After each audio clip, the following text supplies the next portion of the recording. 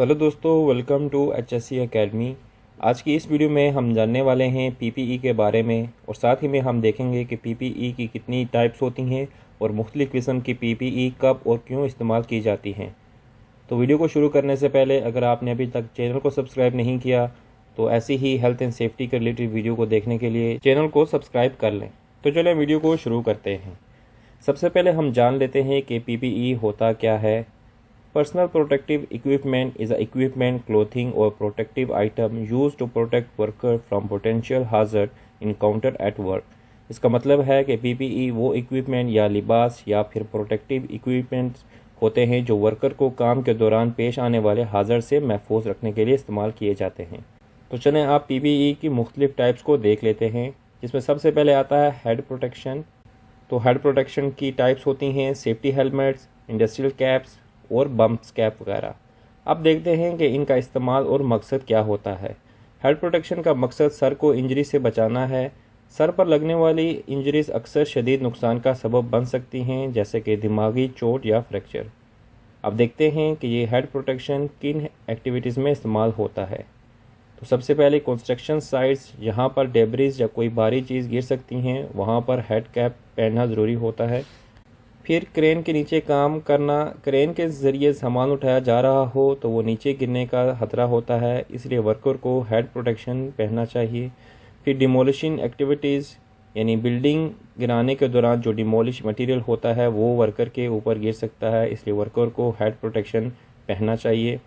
फिर है एक्सकेवेशन, ज़मीन खोदते वक्त साइड पर गिरने का खतरा मौजूद रहता है, इसलिए वर्कर को जो है वो हेड प्रोटेक्शन पहनना ज़रूरी होता है। फॉर एग्ज़ाम्पल, ऊंची इमारत की कंस्ट्रक्शन के दौरान वर्कर के लिए सेफ्टी हेलमेट पहनना ज़रूरी होता है। फिर दूसरे नंबर पर जो पीपीई है वो है आई एंड फेस प्रोटेक्शन, जिसमें आता है safety goggles, face shield, welding mask वगैरह। अब देखते हैं कि इनका इस्तेमाल और मकसद क्या होता है। ये पीपीई आँखों और चेहरे को डस्ट, स्पार्क्स, केमिकल स्प्लैश या तेज़ रोशनी से बचाने के लिए इस्तेमाल होता है। आंखें बॉडी का सेंसिटिव पार्ट होती हैं और मामूली सी इंजरी भी विजन को खो देने का सबब बन सकती हैं, इसलिए आई प्रोटेक्शन पहनना बहुत ज़रूरी होता है। अब देखते हैं कि ये किन एक्टिविटीज़ में इस्तेमाल होता है। सबसे पहले वेल्डिंग के दौरान निकलने वाली तेज़ लाइट, स्पार्क्स आंखों के लिए ख़तरनाक होते हैं, इसलिए वेल्डिंग मास्क का इस्तेमाल किया जाता है। फिर केमिकल हैंडलिंग, केमिकल या एसिड वगैरह के स्प्लैश से बचने के लिए सेफ्टी गॉगल्स या फेस शील्ड इस्तेमाल होती हैं। फिर जो ग्राइंडिंग और ड्रिलिंग एक्टिविटीज़ होती हैं, जब मेटल या कंक्रीट को काटने या ड्रिल के दौरान छोटे डेब्रिज उड़ते हैं तो सेफ्टी गॉगल्स पहनना ज़रूरी होते हैं।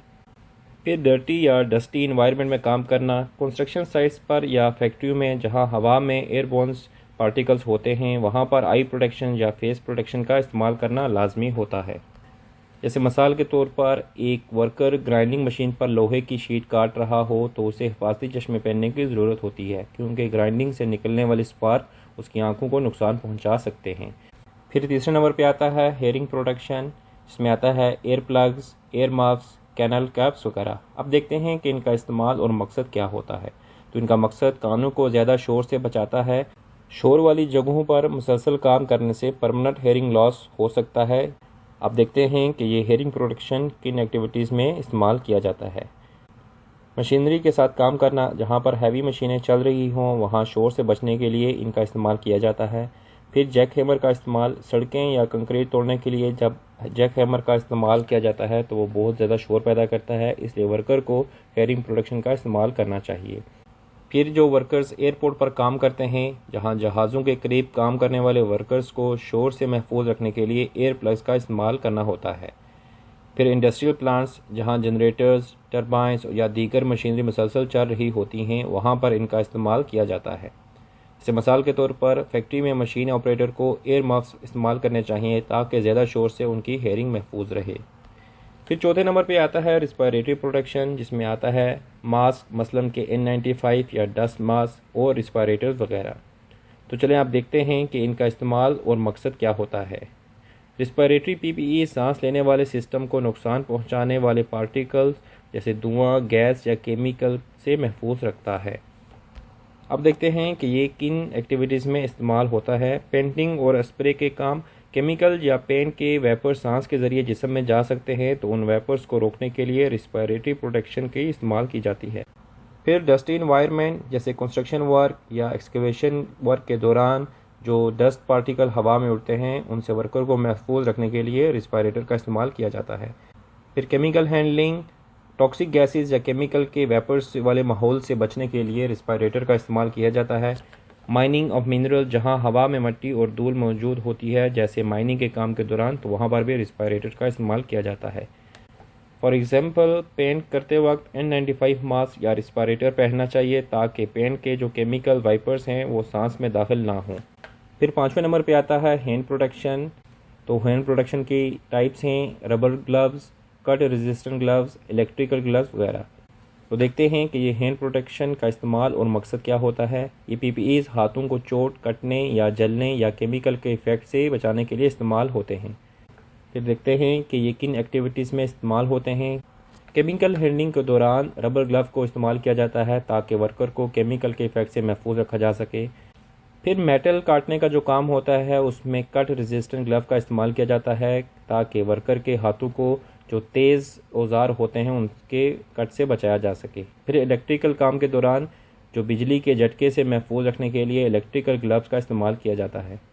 मिसाल के तौर पर केमिकल फैक्ट्री में वर्कर रबड़ के ग्लव्स इस्तेमाल करते हैं ताकि हाथों को महफूज रखा जा सके।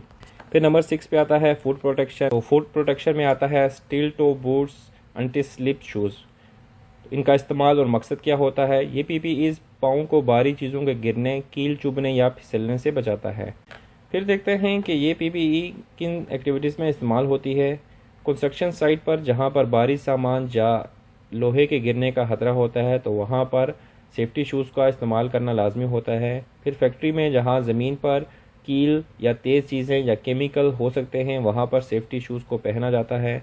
फिर ऑयल इंडस्ट्री में जहाँ तेल या पानी के गिरने से जो स्लिप होती है उससे बचने के लिए एंटी स्लिप शूज़ का इस्तेमाल किया जाता है। फिर नंबर 7 पे आता है बॉडी प्रोटेक्शन। तो बॉडी प्रोटेक्शन में आता है safety vest, fire resistant clothing वगैरह। तो इनका इस्तेमाल किया जाता है जैसे पूरे जिस्म को हाजिर से बचाने के लिए महफूज लिबास इस्तेमाल किया जाता है। फिर नंबर 8 पे आता है फॉल प्रोटेक्शन। तो फॉल प्रोटेक्शन में जो इक्विपमेंट्स आते हैं वो सेफ्टी हार्नेस है और सेफ्टी लाइन है। अब देखते हैं कि इनका इस्तेमाल कहाँ किया जाता है। तो हाइट पर काम करते वक्त गिरने के खतरे को कम करने के लिए ये फॉल प्रोटेक्शन इक्विपमेंट इस्तेमाल किए जाते हैं। अब देखते हैं ये किन एक्टिविटीज़ में इस्तेमाल होते हैं। तो उसका फोल्डिंग पर काम करते वक्त वर्कर को फॉल प्रोटेक्शन इस्तेमाल करना चाहिए ताकि वो गिरने से बच सके। फिर हाई रेज बिल्डिंग की खिड़कियों की सफाई के दौरान भी वर्कर को फॉल प्रोटेक्शन वगैरह पहनना चाहिए और ये ज़रूरी होता है। फिर मेंटेनेंस वर्क के दौरान अगर हाइट पर कोई मेंटेनेंस काम चल रहा है तो फिर भी वर्कर को फॉल प्रोटेक्शन पहनना है। तो दोस्तों, उम्मीद करता हूँ आज की इस वीडियो की मदद से आपको अच्छे से समझ आ गया होगा कि PPEs क्या होता है और PPE की टाइप्स कितनी होती हैं। तो मिलते हैं अगली वीडियो में एक नए टॉपिक के साथ। तब तक के लिए अपना ख्याल रखें। Good bye.